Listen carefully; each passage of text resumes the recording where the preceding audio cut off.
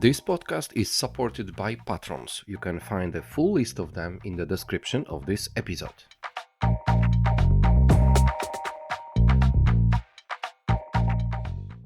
Hello, listeners of Good Morning BSS World Podcast. This is Wiktor, Doktor, and this is another episode of the Business Talks. Today, we are not going to focus on BPO or outsourcing or shared services or any other business practice as such, but we will focus on language, on English language, and how it is important and why it is important actually to make it good, to speak fluently, to feel comfortable with this language. And today my guest is Tim Whilde. Hi Tim, how are you? Hey Victor, I'm very well, thank you. Thanks for having me. Oh, it's my pleasure.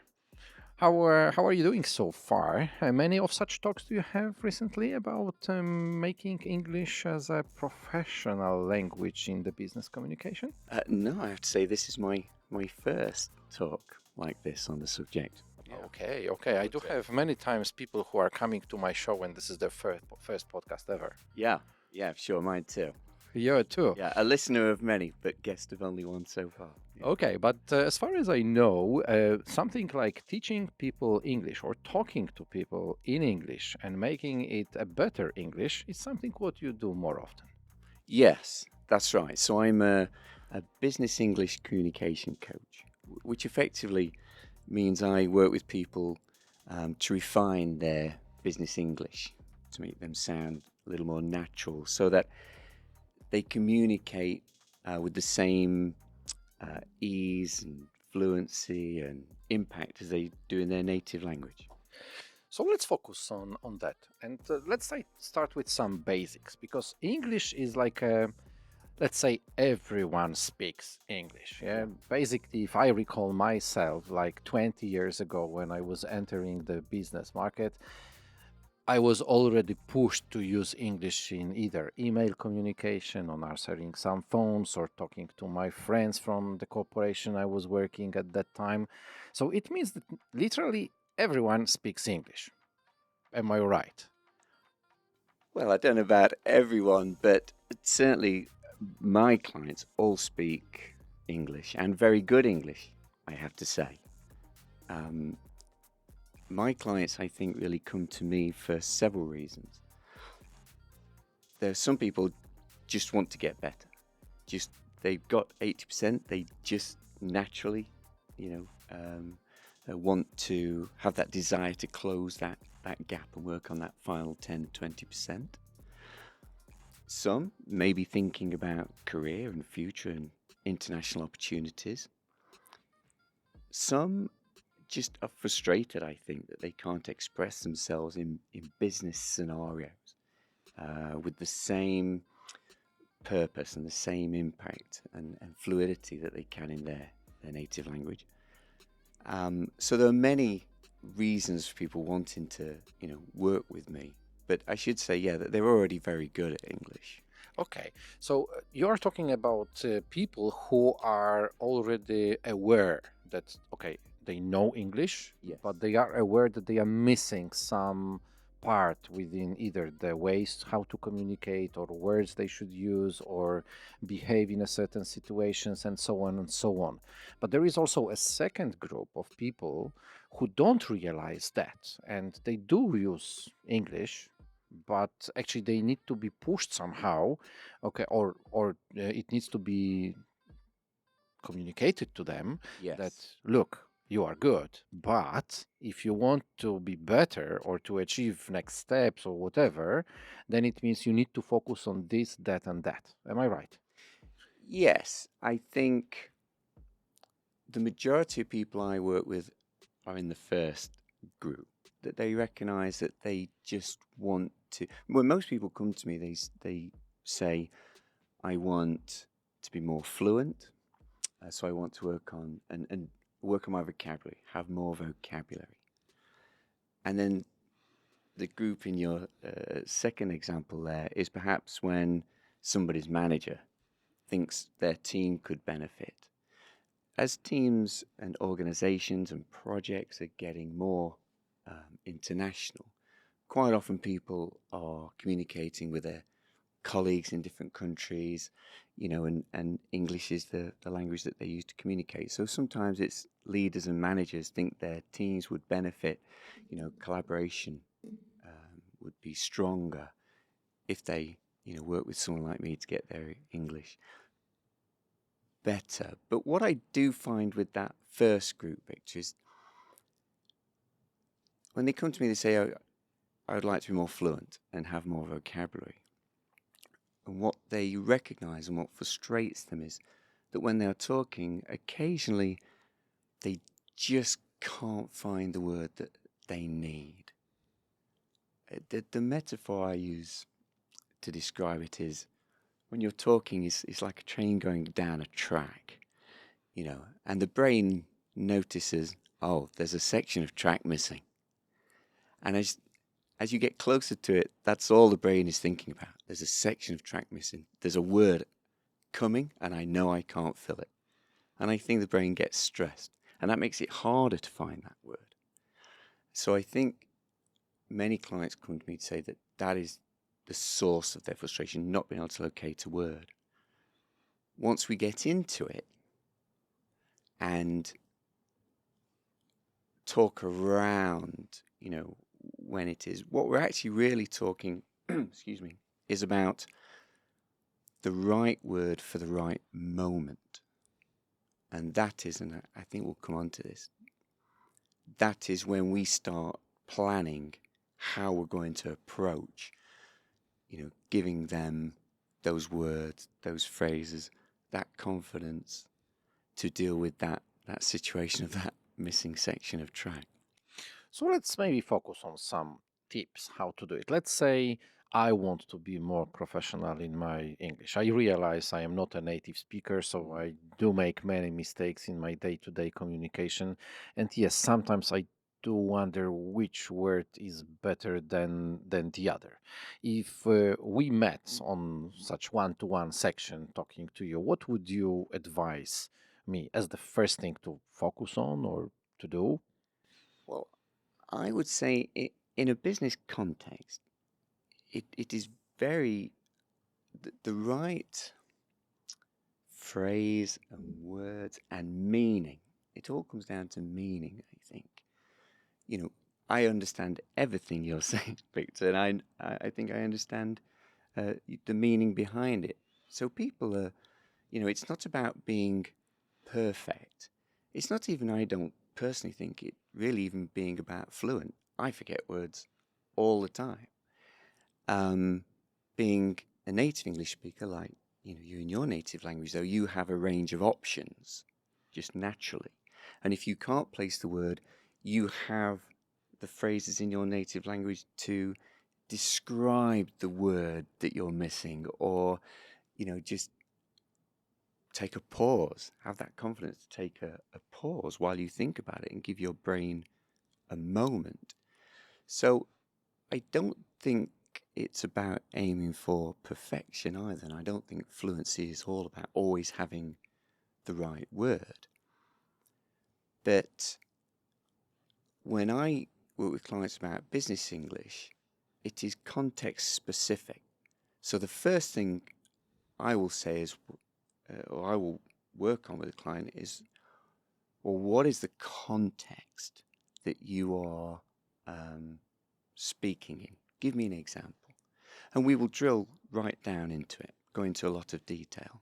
So, for example, maybe it's in team meetings, when they're chairing team meetings with colleagues or their team across different countries.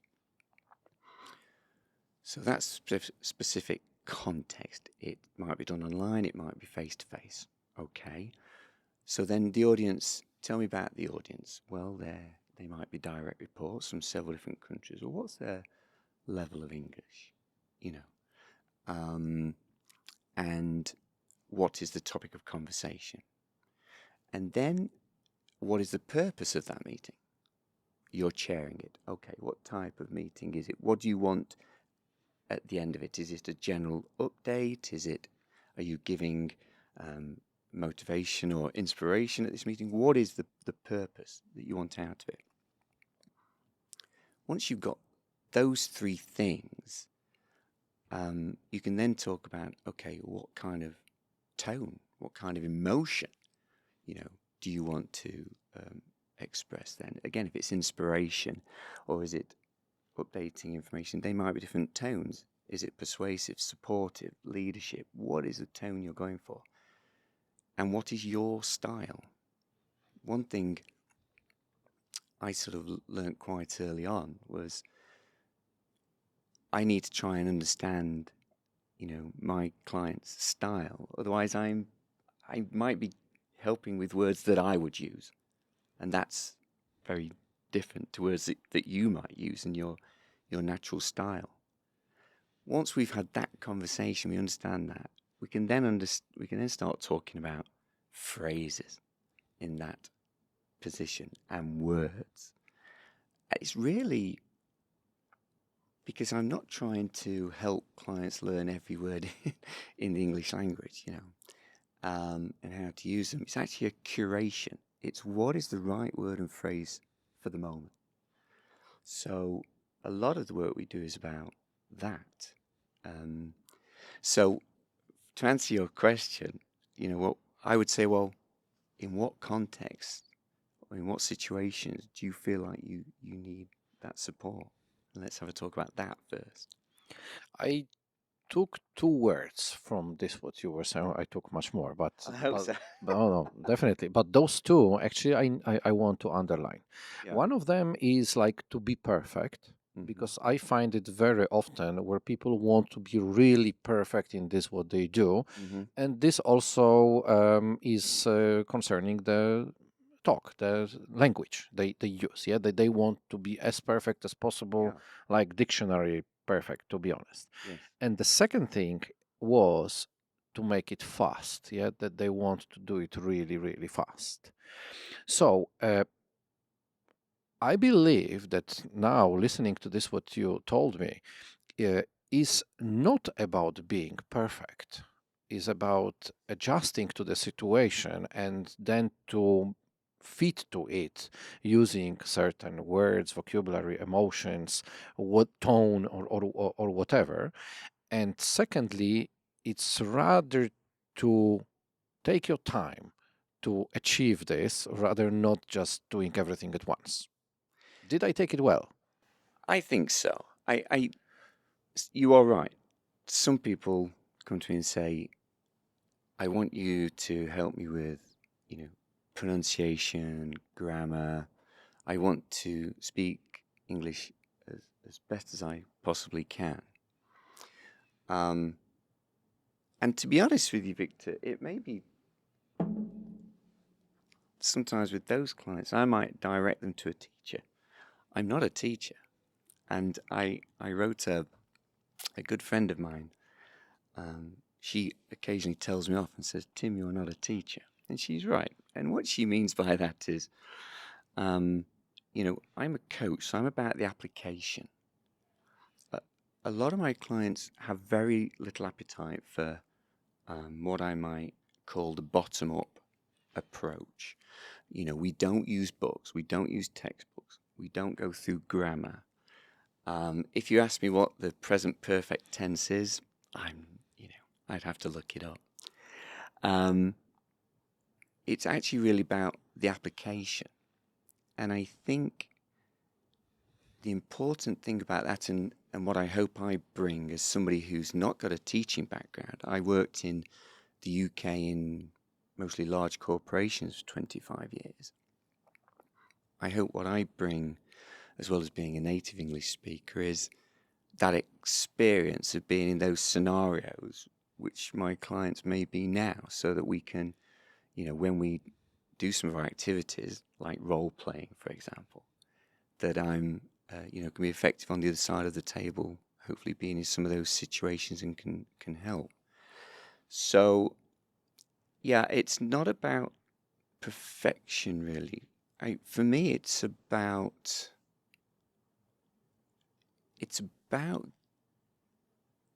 the outcome, and whether that be clarity of the meaning. Again, clients will say the frustration is, you know, they want to get a certain message across, and if they don't feel like they have the phrases or the vocabulary to do so, it's very frustrating. And also, I think there's a concern that the wrong message may be put across again because just not having the right vocabulary or phrases or tools to do so. In terms of pace, I think there's one of the things, I talk to clients a lot about is the fillers.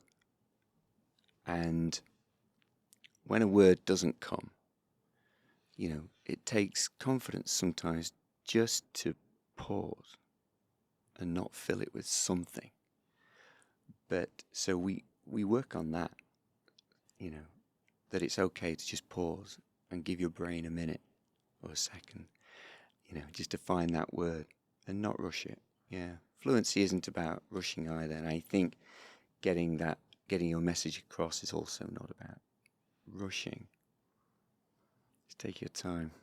Get the right message across. Yeah, but it's not so easy, I can imagine. Yeah, we are living in such a world that we want to have everything to be done like for yesterday, not for tomorrow, and it takes really some time to think it over. That I just need to stop a little bit or pause, as you mentioned. Yeah, I think it's not only concerning the language things, but anything what we do on a daily basis. Yeah, sure. I agree. But I think if you are aiming for clarity, and again, it's about the audience as well. So if English is not your audience's first language, you have to think about how it's being received. So I think just, there's a good filler, fallen into my own trap. If you want clarity, take your time, be clear about what you're saying, and give your brain a moment. And a pause will help actually your audience to think about what you just said as well. I say this when I'm working with clients who are doing presentations and speeches, and we talk about writing pauses in, because again, it's give your audience a second for what you've just said to go through their brain too, because it may not be their first language either. So give them time to let what you just said sink in. So you mentioned you are not a teacher. Yeah, that's right. You are not. But when some people do choose uh, to educate with the teacher, they know what to expect. Yeah, there is a 45 minutes class, there Yeah. is a book, there are some kind of rules working in either one-to-ones or in the class and so on and so on. Yes. And what's the difference when working with a language coach, which you are? That's a great question, Victor. Yeah, I would say You don't have any books. no. No, not written one yet. And if I do, I don't think it'll be And even working with the books, yeah, you don't have a book which you no, take from the shelf and just let's practice how to talk to important people. Yeah. no, no. So what does the coach do? It's a great question. So I would say the main difference is that it's all based around the client language goals. So most of my clients, business people, very busy people. And I think what they are looking for is efficiency. So if they come to me for an hour a week, what they're wanting is a high impact session. So like high protein, like a protein shake. It's got no other things in it except the protein that you want. If it was a coffee, it'd be espresso. So I think they're wanting an efficient session that gives value. Don't teach me anything I don't want or need to know isn't useful to me. And I like to think that because we get specific, because we get context specific about their day to day, that whatever we do in one session that the clients can go and apply it tomorrow. Because again, it will only stick in the brain if you use it and repeat it. And if we go through a book, some of that, if not all of that, may be useful at some point.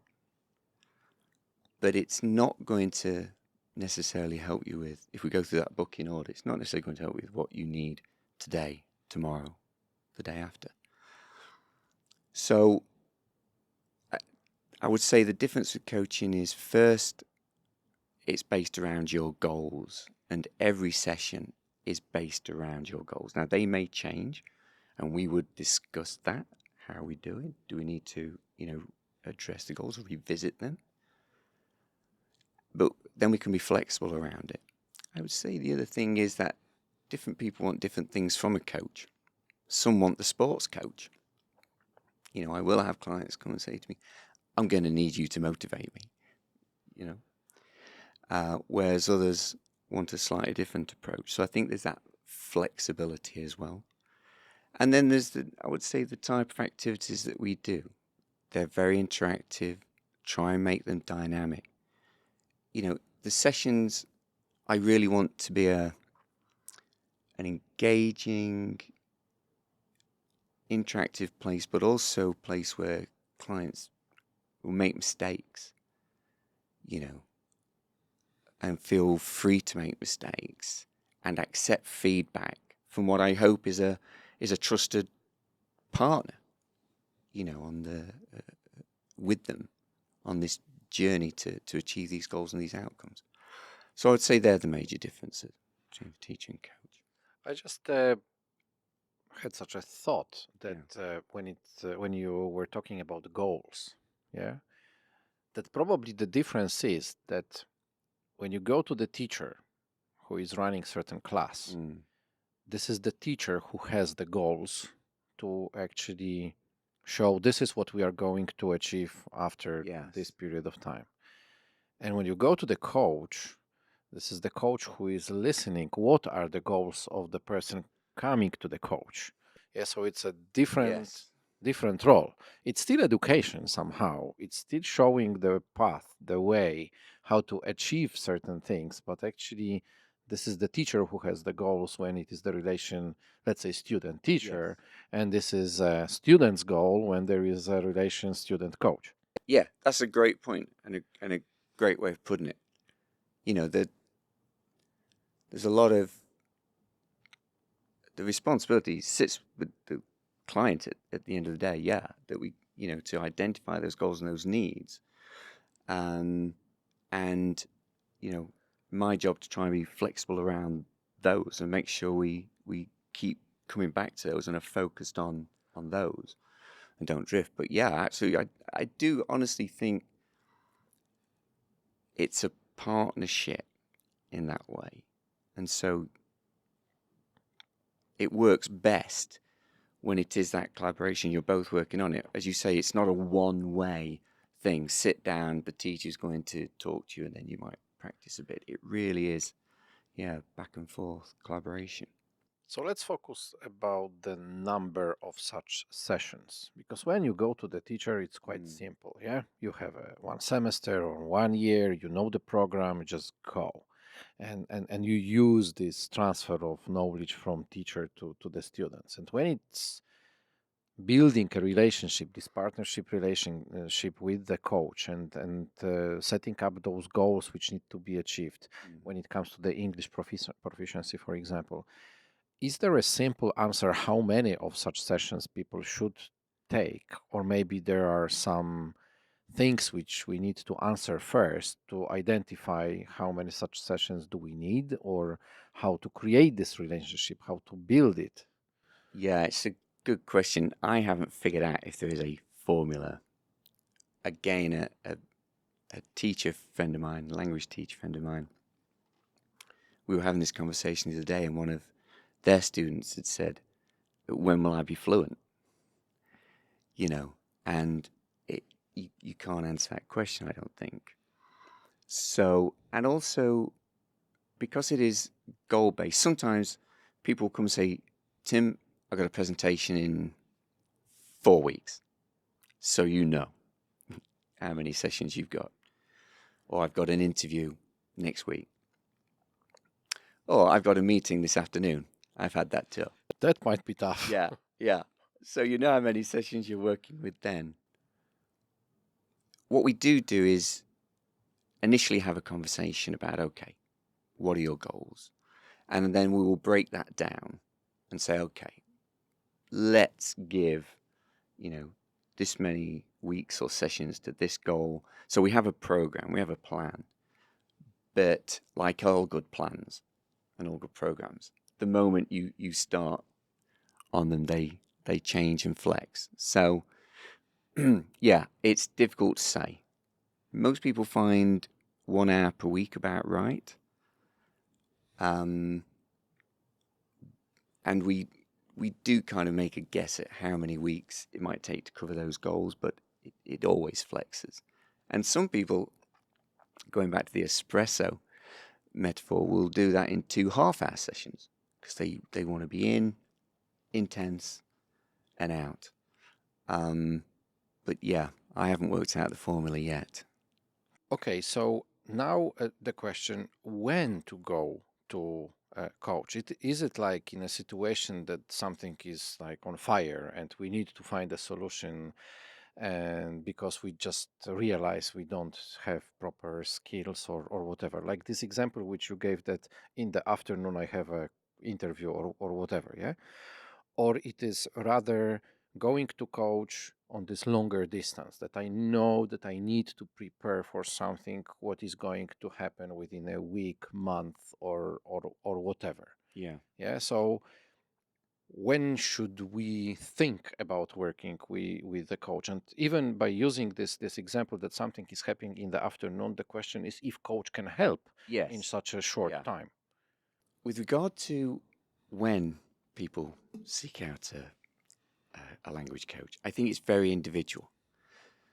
One of the things that I've really enjoyed since starting this is seeing how many young people contact me and at the start of their careers, and they speak great English. Of course, what they lack is the experience of the context, so they've not necessarily been in those meetings yet or had that broad business experience. But they're really inspiring because they, have this ambition and goals and plans for the future, and they're enacting them now, and they are, taking control of their careers and have those goals, and they're very clear what they want to achieve as well when they contact me. And so that's great. So they're getting ahead of the curve, if I can use an idiom. They're getting ahead of the curve.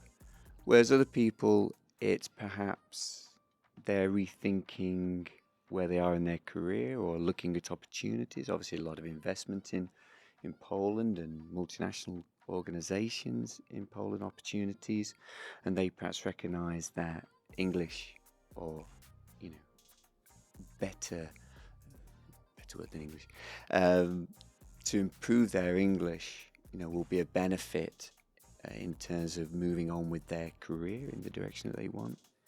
So sometimes there are those catalysts or those things that spark the conversation with me.